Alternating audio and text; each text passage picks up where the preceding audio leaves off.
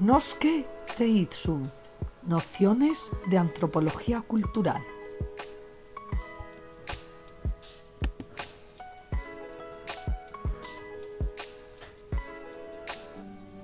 En este capítulo vamos a analizar la antropología y la política contemporánea.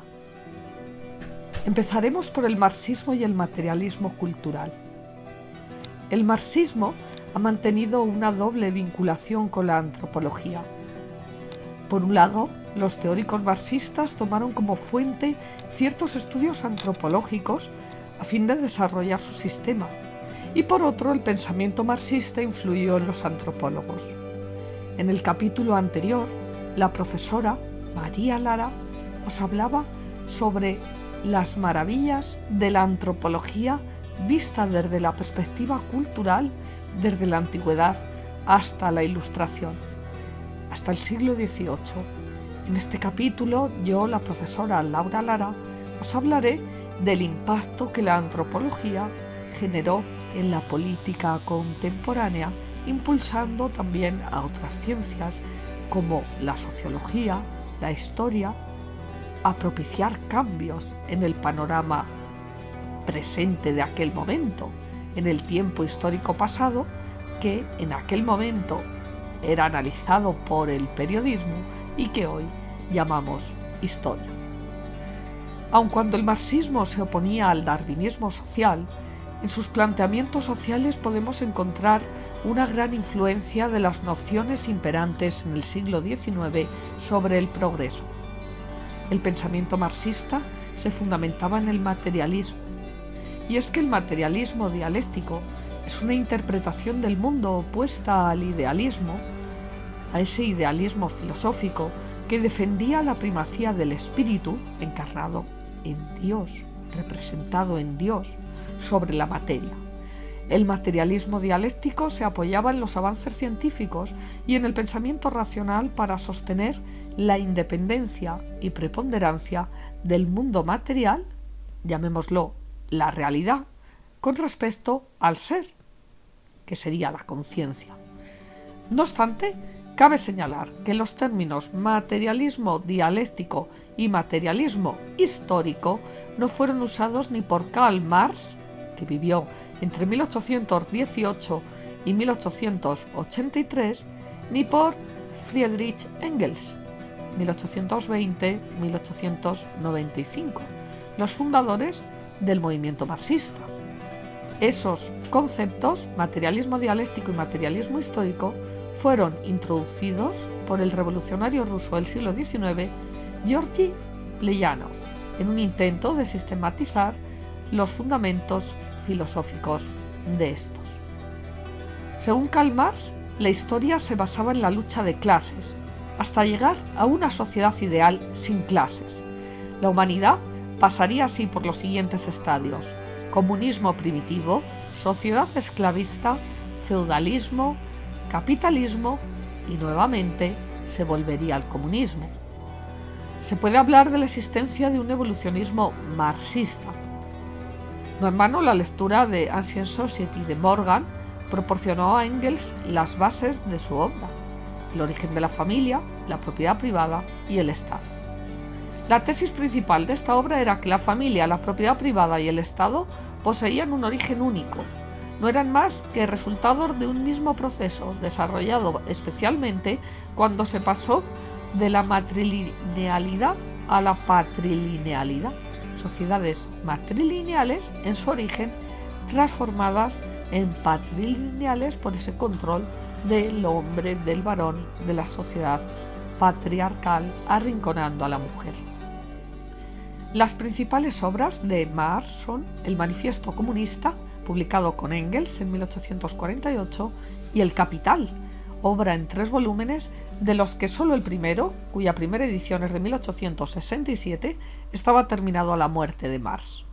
Las ideas marxistas gozaron de una amplia difusión desde finales del siglo XIX y serían reelaboradas tras la Segunda Guerra Mundial, intentándose examinar las culturas exóticas siguiendo el modelo formulado por Marx para analizar el capitalismo europeo.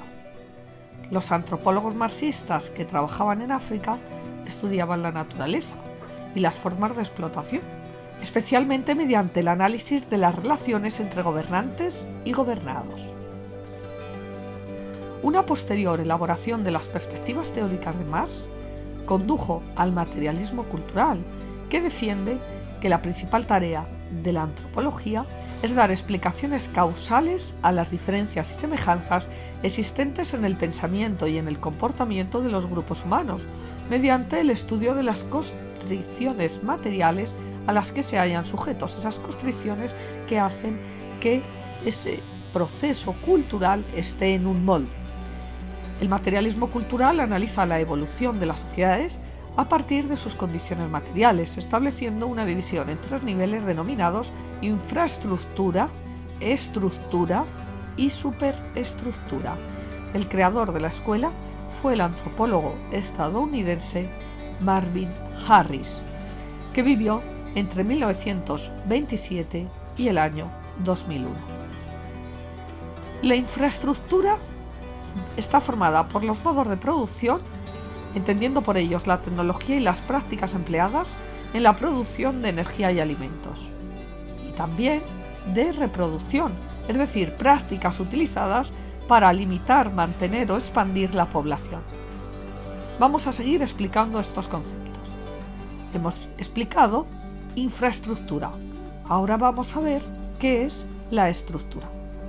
La estructura incluye la economía doméstica, es decir, la organización de la producción y de la reproducción en las casas, y la política económica, organización de la producción y reproducción entre bandas, poblaciones o unidades políticas. Por otro lado, la superestructura está integrada por el pensamiento y la conducta. Incluye conceptos como la religión, la ciencia, la literatura, el arte, la música. La idea básica del materialismo cultural es el principio de la primacía de la infraestructura, que sostiene que la probabilidad de que las innovaciones aparecidas en la infraestructura sean propagadas es mayor cuanto más potencian la eficiencia de los procesos productivos y reproductivos que satisfacen las necesidades biopsicológicas del ser humano. Sin embargo, las innovaciones en la estructura o en la superestructura serán desechadas probablemente si hay una incompatibilidad entre estas y la infraestructura, es decir, si reducen la eficacia de los procesos productivos y reproductivos. Ahora está muy de moda hablar de política. Han proliferado en los últimos tiempos muchos partidos políticos. Ya no es una España bipolar, bipartidista, basada en la alternancia de dos partidos. Ahora, con la emergencia ya desde hace más de una década de nuevas corrientes políticas, estos conceptos antropológicos nos ayudarán mejor a entender la ciencia política y sus usos en estos años, primera, segunda, avanzando hacia la tercera década del siglo XXI. El funcionalismo británico y el estructural funcionalismo. ¿Qué fueron estas corrientes? A principios del siglo XX, el funcionalismo y el estructural funcionalismo dominaron las corrientes antropológicas en Gran Bretaña. Según los funcionalistas, la tarea de la antropología es señalar las funciones de las instituciones, más que las semejanzas y diferencias culturales. El funcionalismo destacó la interconexión orgánica de todas las partes de una cultura. Uno de los funcionalistas más importantes fue Bronislaw Malinowski. Según Malinowski, el concepto de función indica el papel que desempeña un aspecto en relación con el resto de la cultura, orientado siempre a la supervivencia. El estructural funcionalismo tuvo como principal representante a Radcliffe Brown, que puso el énfasis en el concepto de estructura social. Para este antropólogo, no había función sin estructura, entendiendo por estructura una serie de relaciones unificadas. Si para Malinowski los elementos culturales contribuían al bienestar biológico y psicobiológico de los individuos, a juicio de los estructural funcionalistas, el bienestar biológico y psicológico favorecía el mantenimiento del sistema social. Y hablaremos ahora del estructuralismo. Tras la Segunda Guerra Mundial se desarrolló en Francia el estructuralismo, bajo el liderazgo del antropólogo Claude Lévi-Strauss, que vivió entre 1908 y 2010. El estructuralismo se preocupa por las uniformidades psicológicas que subyacen a las aparentes diferencias de las conductas. La metodología del estructuralismo se debe esencialmente a la lingüística, desarrollando la noción de estructura. A juicio de Lévi-Strauss, estas uniformidades tienen su origen en la estructura cerebral y en los procesos inconscientes del pensamiento. El principal rasgo de la mente humana es la tendencia a pensar en términos binarios, tratando de expresar a continuación esta dicotomía a partir de un tercer concepto. ¿Qué es la sociología? Es esa ciencia que estudia a los grupos humanos, pero aparte de la sociología está la sociobiología. Se trata de una estrategia de investigación que trata de explicar las diferencias y semejanzas culturales a partir de un concepto matizado de selección natural denominado eficacia biológica. Según este principio, la selección natural favorece el incremento de los descendientes no solo del individuo portador de los genes, sino también el de sus familiares cercanos. Uno de los principales representantes de la sociobiología es el biólogo Wilson. Y ya vamos a concluir esta colección de podcasts que hemos titulado Nosque Teisun, nociones de antropología cultural, y hemos realizado la profesora doctora María Lara y quien les habla, la profesora doctora Laura Lara.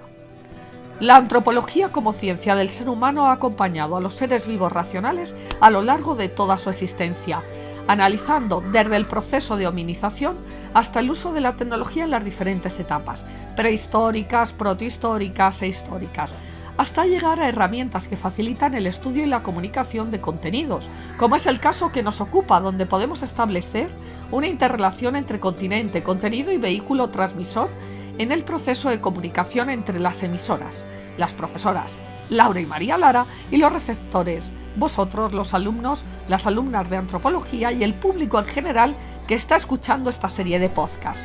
Al mismo tiempo, las dos partes o podcasts sirven de audiolibro o versión auditiva para alumnado con diversidad funcional, basándonos en el libro docente El arte de ser humano, Fundamentos de Antropología, de la autoría de la doctora María Lara, editado por Ediciones CEF Madrid 2017. Asimismo, desde el punto de vista tecnológico, el podcast es un recurso innovador poco implementado en las aulas, por lo que a través de este episodio, en 2 capítulos, presentamos una propuesta didáctica de serie para trabajar desde el recurso sonoro el estudio de la antropología, a fin de que el alumnado de la UDIMA tenga este capítulo el primer día de curso. Se trata de una herramienta accesible y atractiva para los estudiantes cuyas raíces podemos pensar que se encuentran en la radio, pero con la ventaja de que el podcast no necesita de una emisora que contrate los servicios de la UDIMA, sino que puede crearse y completar la fase de diseño, producción y postproducción de una forma libre y original, completamente educativa, sin tener que pagar el peaje de adaptarse a horarios o a financiación comercial que posibiliten su emisión ni hacer un gran desembolso en tecnología. De hecho, la reflexión sobre el mundo del podcasting y su éxito en la actualidad permite engrosar la materia de la antropología cultural, escribiendo una nueva página o quizás dibujando una partitura digital, aunando emoción, sabiduría y misterio. Gracias por vuestra atención. Nosque Teisun, nociones de antropología cultural, por Laura y María Lara.